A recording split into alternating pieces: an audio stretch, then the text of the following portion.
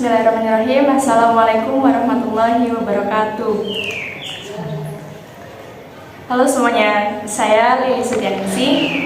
Selamat datang di podcast Guru PAI di Era Teknologi, menavigasi tantangan dan menghadapi peluang dalam pengembangan bahan ajar.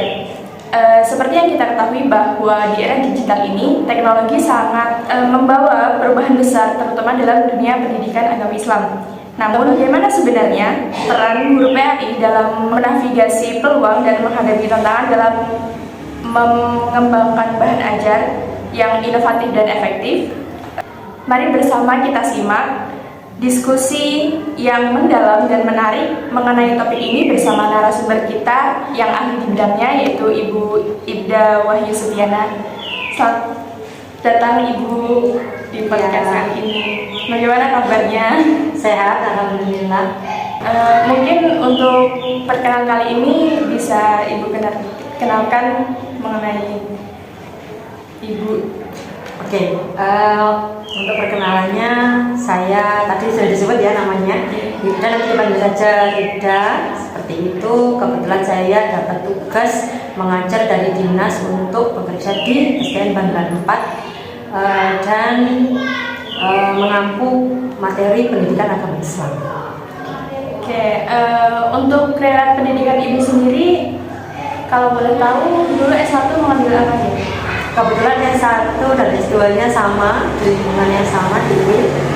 S1-nya saya ngambil PAI, kemudian S2-nya saya ngambil studi Islam. Tidak sedikit, bahkan tidak linear ya, tapi ilmu yang saya pelajari itu yang ilmu agamanya, karena saya ingin seenggaknya ketika menjadi guru, materi agama itu lebih mumpuni untuk saya ajarkan ke anak.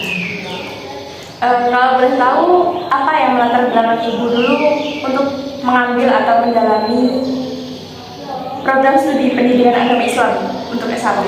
Untuk yang S1-nya, kebetulan keluarga saya itu juga ada background guru.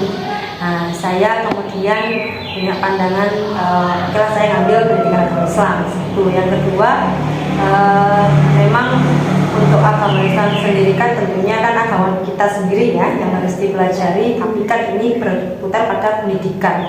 Jadi agama yang sudah melekat pada diri kita, diri saya, itu bagaimana cara mengaplikasikannya ke peserta didik. Nah, dalam lingkup pendidikan makanya saya mengambil pendidikan agama Islam. Untuk agama Islam sendiri kan merupakan background kita dari keluarga. Nah, untuk berdasarkan pengalaman Ibu, bagaimana mengenai materi, mungkin itu seperti metode pendekatan atau pembelajaran yang Ibu dapatkan ketika Ibu menerima materi, mungkin dari sejak sekolah dasar hingga sampai perguruan tinggi, itu bagaimana? Oke, kalau dari pengalaman saya, karena saya anak kelahiran 90-an ya, jadi pengembangan media, terutama media, dalam penyampaian materi itu guru kan masih terkesan monoton, masih satu arah, tradisional bahasanya kalau kita sekarang. Nah, itu otomatis terkesan lagi saya, jadi kayak apa ya, pembelajaran kok membosankan, bahasanya gitu kalau anak zaman sekarang. Terus kemudian dari situ lanjut ke dari SD pindah ke SMP karena saya dapat backgroundnya di pondok, jadi kalau di pondok itu kan lebih banyak metode satu arah. Nah, tapi kebetulan saya dapat kesempatan untuk belajar di kelas yang internasional. Jadi guru yang mengajar di kelas internasional itu juga menyinkronkan antara materi dengan media. Nah, dari situ saya kepikiran, jadi oh ini loh guru yang memberikan kesan itu yang punya media yang mumpuni, yang bisa ngasih kesan ke murid-muridnya kalau pembelajaran itu nggak monoton hanya untuk belajar, mendengarkan, kemudian mengerjakan tugas, terus itu pulang gitu. Itu untuk yang SMP, kebetulan sangat berkesan. Kalau untuk yang SMA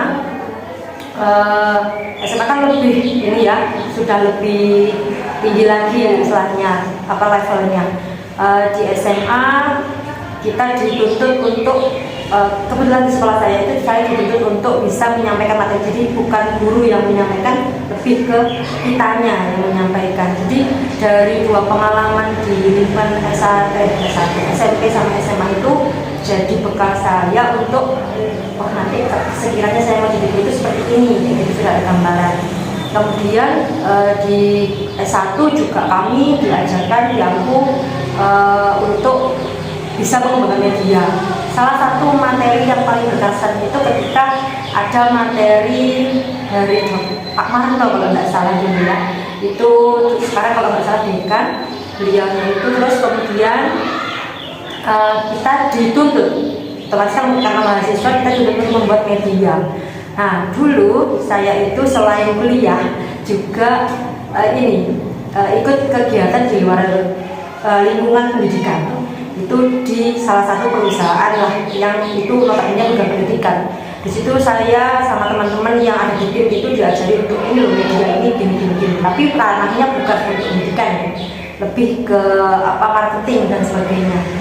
Kemudian apa yang saya dapatkan dari luar itu tadi saya terapkan untuk kegiatan kuliah, dan alhamdulillah dapat apresiasi bagus dari dosen. Jadi dari situ kan saya belajar bahwa untuk punya media atau inspirasi yang bagus itu tidak melulu hanya di lingkup pendidikan kan gitu. Jadi saya bisa mengambil dari banyak kegiatan. Contohnya itu tadi magang. Saya dulu magang. Tapi magangnya di luar konteks pendidikan? Ya, di luar konteks pendidikan dan lebih ke marketing sebenarnya. Tapi itu membantu untuk ibu kemudian mengembangkan metode dalam pembelajaran. Ya, itu. Oke, mungkin dari pengalaman ibu, karena di SMP tadi, di SD tadi mungkin pembelajarannya monoton satu arah, kemudian di SMP juga karena ibu di lingkungan pondok pesantren. Apa yang menjadi inspirasi ibu atau motivasi ibu untuk mengembangkan metode atau media dalam penyampaian pembelajaran PAI ketika ibu menjadi guru? Oke, ini lebih ke pengalaman saya ya untuk yang di lingkungan sekolah. Anak-anak yang istilahnya kita punya 2 kelas siswa, ada 2 kelas gitu bayangkan. Di satu kelas ini kebetulan mungkin saya kurang maksimal untuk mengembangkan media. Di satu kelasnya sudah berusaha untuk semaksimal mungkin. Terlihat sangat berbeda untuk metode materi yang saya ajarkan dengan saya menggunakan dan tidak menggunakan, atau yang tidak maksimal itu sangat berbeda siswanya. Satu siswa yang terkena yang saya gunakan media, saya berikan teknologi apa segala macam, ada macam-macam experiting, permainan dan segalanya. Mereka satu semangat, yang kedua mereka mengingat betul apa yang saya ajarkan. Jadi itu terkesan ketika saya berusaha memancing mereka, ini yang Bu Ida ajarkan ketika ada permainan ini. Oh iya Bu, saya tahu. Nah, mereka ingat di situ karena dunia anak-anak kan yang bermain sebenarnya. Jadi bukannya mereka yang harus mengimbangi kita, tapi kan kita yang harus mengimbangi mereka. Nah, berbeda dengan siswa yang tidak menggunakan, atau yang saya mungkin ada yang benar ya sayanya itu yang tidak menggunakan media. Mereka pasti cuma apa ya gitu. Jadi mereka nggak ada hal yang berkesan karena tidak ada hal yang diingat dari yang saya ajarkan. Karena satu mungkin mereka merasa bosan, dua beberapa jam pelajaran itu kan agama tidak selalu di pagi hari ya. Jadi anak-anak itu sudah capek, habis main, habis mungkin pelajaran matematika sebelumnya atau apa, itu kan sudah mempengaruhi psikologi anak gitu. Jadi untuk menerima pelajaran yang tanpa media tadi, anak-anak sedikit kesulitan. Kemudian karena berdasarkan cerita ibu, media itu membantu anak, menarik perhatian anak untuk mempelajari suatu materi. Lalu tantangan apa yang mungkin ibu hadapi untuk menyesuaikan media tersebut kepada anak-anak? Oke, ini berkisar tentang tantangan ya. Kalau di sekolah kami kebetulan alhamdulillah sudah semuanya sudah dapat LCD. Untuk guru kan juga pasti sudah punya laptop gitu. Satu, terus untuk siswa kan memang kalau di SD tidak diperbolehkan membawa HP. Jadi sebisa mungkin kami memaksimalkan apa teknologi yang kami punya, termasuk kadang-kadang saya pakai HP saya sendiri.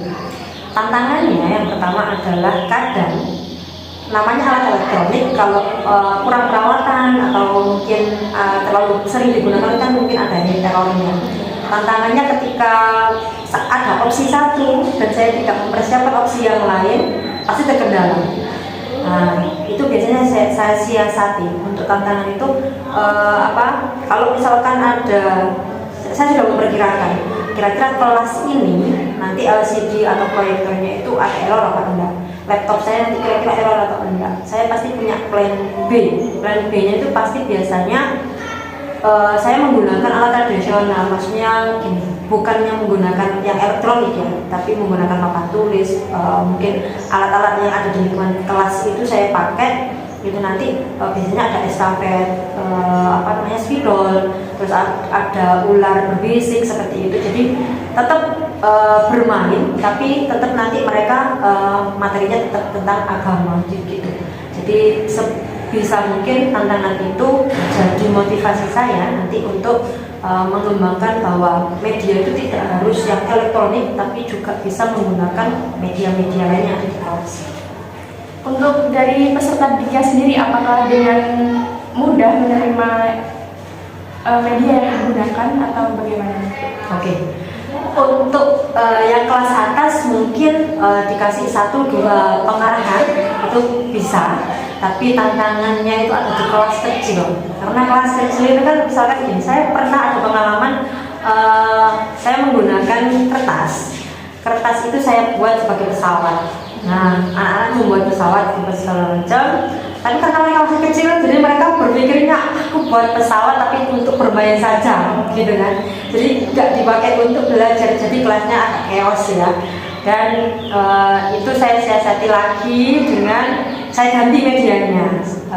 Jadi saya punya kertas kosong gitu, kertasnya saya tempel di papan tulis, terus kemudian kita tempel-tempel huruf-huruf hijaiyah kayak gitu. Itu sih tantangannya untuk yang kelas 1 ya, karena kelas 1 masih kecil, kedua mereka mungkin masih kurang paham dengan instruksi, atau mereka mungkin tidak terlalu suka untuk disuruh-suruh yang ribet-ribet gitu. Kalau untuk kelas besar, insya Allah sudah aman.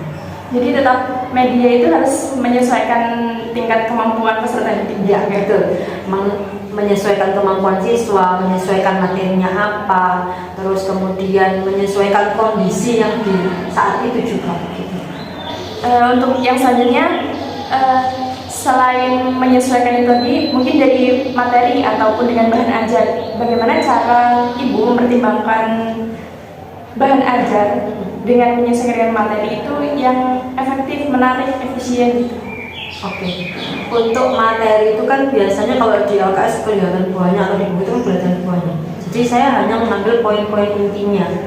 Nah, poin-poin intinya misalkan tentang ukhuwah Islamiyah, jadi misalkan gitu. Jadi kan ukhuwah, persaudaraan. Jadi saya ambil poin-poinnya saja. Nanti materinya itu nanti bisa bermain sampai tentang true or false kayak gitu-gitu. Terus jadi pengalaman saya yang saya dapat dari SD pun saya gunakan. Permainan benar atau salah itu saya dapat ketika saya les bahasa Inggris. Nah, saya gunakan sekarang untuk kegiatan belajar mahasiswa gitu. Materinya jadi tidak full, misalkan materi sejarah terutamanya. Kan pasti kita agak kesulitan, agak bingung apa ya materi yang cocok. Kalau untuk sejarah itu biasanya nanti anak-anak saya siapkan kertas atau saya siapkan sesuatu gambar. Nanti mereka bisa mengambil satu topik yang mereka suka, terus habis itu menceritakan gitu. Jadi tidak semua materi yang tercantum di buku plug ganti ke ini. Jadi sama seperti membuat PPT kalau kita kuliah ya.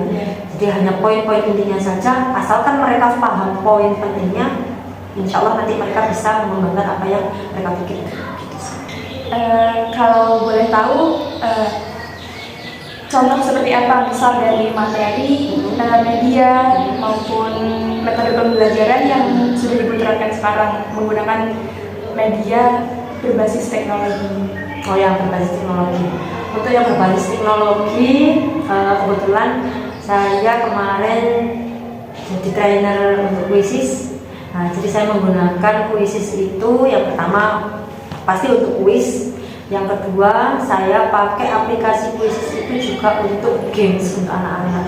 Jadi nanti saya bagi kelompok kelompok itu nanti saya ada kertas berwarna yang sesuai, nanti mereka menjawab sesuai kode yang saya kasih di kuisis. Itu yang pertama. Terus yang kedua, saya juga pakai Kahoot, aplikasi Kahoot. Nah, kebetulan aplikasi ini ya saya dapatkan ketika magang. Jadi saya gunakan aplikasi Kahoot itu selain untuk kuis juga, saya juga pakai untuk games gitu. Karena kalau Kahoot itu sama kuis sebenarnya hampir sama, cuma untuk saya merasa dengan teman-teman itu lebih enak kuisis lah gitu, karena banyak opsinya. Itu yang kedua. Terus ketiga, saya biasanya pakai Wordwall. Nah, kalau Wordwall itu kan banyak, nanti bisa ada yang seperti ular tangga itu, ada bisa nanti mencari huruf, terus habis itu mencari pasangan. Ini yang paling senang biasanya kelas, sebenarnya semua kelas. Tapi kemarin saya upload di TikTok. Nah, yang saya upload itu di kelas 5.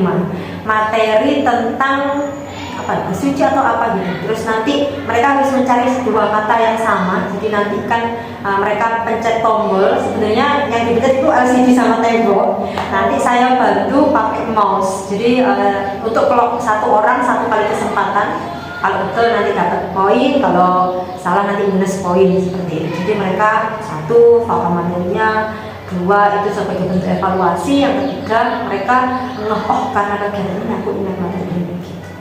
Jadi untuk proses pembelajarannya itu tetap di bawah kontrol guru ya untuk pembelajaran teknologi. Iya. Kalau untuk saya itu dalam penggunaan teknologinya itu biasanya saya pakai setelah pertemuan kedua. Untuk pertemuan pertama itu pasti nanti saya minta mereka untuk menulis, karena kalau zaman sekarang itu kan ada literasi kalau tidak dibarengi dengan menulis kan gimana gitu. Jadi saya minta mereka untuk menulis yang pertama, yang kedua nanti gamesnya itu biasanya seperti di TikTok itu ada nanti pertanyaan, mereka maju satu-satu, saya tanya, saya rekam kayak gitu, terus nanti mereka maju. Itu yang untuk pertemuan pertama biasanya seperti itu, nanti ada evaluasinya seperti itu di akhir. Yang kedua nanti biasanya untuk pertemuan kedua itu pasti ada pakai media, tapi tidak selalu karena saya menyesuaikan juga kondisi kelas. Terus misalkan nanti ada kegiatan apa di hari itu kayak gitu-gitu. Tapi biasanya kalau free, misalkan full jam saya biasanya saya pakai aplikasi itu kayak Wordwall, terus Kahoot, Quizzes, terus juga saya biasanya pakai Pouch yang ada kayak nanti ada kayak gambarnya seperti bola-bola gitu, nanti mereka pakai main-main. Kalau dari peserta didiknya sendiri itu apakah bagaimana nih bahasanya, kecanduan atau ketergantungan terhadap teknologi, apabila ibu menyampaikannya tidak menggunakan media yang menarik, mungkin itu apakah mempengaruhi hasil belajar siswanya sendiri? Kalau berbicara tentang kecanduannya, sebenarnya ya kecanduan ya, karena anak-anak pahamnya aku sedang bermain gitu. Nah, jadi saya pasti bilang ke anak-anak kalau ada perjanjian sebelumnya. Untuk pertemuan hari ini, kalau nanti mereka yang pertama kita menerapkan 7 kebiasaan siswa itu ya, sekarang sedang kalau pemerintah itu, kalau mereka disiplin, kalau mereka belajarnya dengan tekun, rajin, terus hasil evaluasi yang saya sampaikan itu bisa menyerap ke mereka, nanti pertemuan selanjutnya kita ada games. Nah, tapi tetap itu saya yang mengontrol. Jadi ibaratnya saya sebagai fasilitator, mereka tetap bermain dengan teman kelompok itu. Terus untuk yang pertemuan ketiga pasti saya biasanya kadang ada pendalaman materi, setelah itu baru evaluasi kayak gitu. Jadi untuk bahasa kecanduan itu harus kita yang kontrol sebagai guru supaya mereka nggak merasa cepat bosan ketika saya tidak menyampaikan dengan materi atau dengan media pembelajaran. Ya, menurut pendapat ibu, apakah teknologi itu membantu ibu dalam pembelajaran atau justru malah menghambat ibu, karena ibu sendiri harus menyesuaikannya dengan perkembangan teknologi, dengan materi, dengan karakteristik peserta didik itu sendiri? Itu bagaimana menurut ibu? Kalau teknologi ini seperti perkataan Ibnu Abi Thalib ya, jadilah anakmu sesuai dengan zamannya. Anak zaman sekarang itu kan anak gawai. Nah, anak gawai itu identik dengan yang cepat-cepat, serba enak, serba tidak ribet. Nah, jadi penggunaan gawai atau alat media lain tetap harus kita pelajari supaya kita tidak kalah dengan anak-anak. Terus kemudian selain kita mempelajari sebagai guru, sebagai orang dewasa di zaman sekarang, kita juga harus bisa mengontrol. Selain mengontrol, kita juga harus bisa, nanti biasanya dari kegiatan itu nanti saya ngasihlah sedikit 1-2 kata untuk mereka. Kita bisa bermain internet atau segala macam, tapi tetap harus dengan jam yang tepat gitu. Jadi tetap ada pesan supaya mereka selain belajar juga bisa bermain juga belajar. Oke. Ada nggak pesan ibu untuk saya sendiri sebagai mahasiswa PAI, terutama juga teman-teman saya mungkin yang akan menonton ini, apa pesan ibu untuk motivasi kami sebagai calon pendidik, calon insya Allah calon dosen, calon guru itu untuk kedepannya bagaimana? Oke, ini untuk siapa dulu ya, mahasiswa dulu ya mungkin ya, untuk teman-teman mahasiswa. Untuk teman-teman mahasiswa, yang pertama, cintai apa yang sedang kamu kerjakan sekarang. Kalau kamu sudah cinta itu ibaratnya mau seperti apapun kondisinya ke depan, pasti kamu tetap suka gitu. Itu yang pertama. Yang kedua, jangan mudah berbangga hati atau merasa puas, karena perkembangan teknologi, perkembangan zaman sekarang itu cepat banget. Jadi kita harus sering-sering belajar, apalagi nanti kalau yang bercita-cita jadi dosen ya, jangan sampai nanti dosennya kalah sama mahasiswanya. Terus habis itu yang penting kita suka dengan apa yang kita kerjakan. Nanti siapapun yang kita hadapi, kalau kita suka, insya Allah mudah. Itu yang untuk mahasiswa. Kalau untuk yang siswa, yang jelas dunia anak-anak itu dunia bermain, tapi jangan sampai bermainnya itu bisa menghalangi belajar. Karena bagaimanapun orang yang berilmu itu tetap akan mulia di matanya Gusti Allah. Jadi kalau tidak berilmu kan ya gimana ya? Jadi kita harus tetap belajar, tapi juga jangan lupa bermain. Oke, seperti yang sudah kita simak tadi bahwa teknologi itu membantu guru, terutama guru PAI dalam menyampaikan materi, mempermudah peserta didik untuk memahami penyampaian materi. Kemudian itu akan menjadikan peserta didik itu lebih mengingat apa yang kita sampaikan. Jadi bisa dikatakan bahwa teknologi itu cukup berpengaruh dalam perkembangan proses pembelajaran ibu. Oke, mungkin cukup sekian yang dapat kami sampaikan. Terima kasih banyak Ibu Ida atas motivasinya yang luar biasa, menyampaikan materinya, pesan-pesannya untuk kita semua. Untuk itu kami akhiri. Wassalamualaikum warahmatullahi wabarakatuh.